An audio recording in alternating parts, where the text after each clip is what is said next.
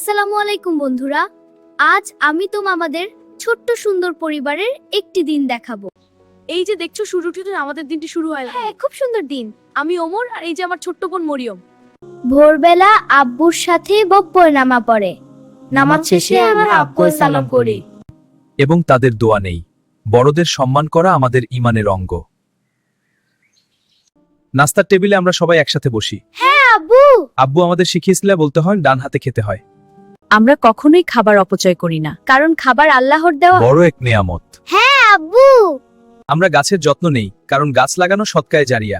দেখছো মরিয়ম কেমন মন দিয়ে গাছে হ্যাঁ, পানি আব্বু। দিচ্ছে। খুব ভালো মা। এখন আমাদের পড়ার সময়। আম্মু আমাদের শিখিয়েছেন যার মতে তাপনে মানুষের সেবা পেতে পারি। এখন আমাদের পড়ার সময়। আম্মু আদেশ শিখছেন যেমন ইসলাম দিতে পারি।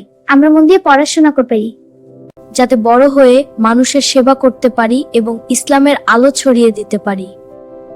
বন্ধুরা, আমাদের এই ছোট্ট পরিবারের গল্প তোমাদের কেমন লাগলো? তবে ভালো আমাদের ভিডিওতে একটি লাইক দাও।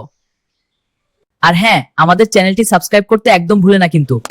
জাযাকাল্লাহু খাইরান, তোমাদের উত্তম প্রতিদান দিন। পাশের বেল আইকনটি বাজিয়ে দাও, যাতে আমাদের সব নতুন গল্প তোমরা সবার আগে দেখতে পাও। জাযাকাল্লাহ খায়ের।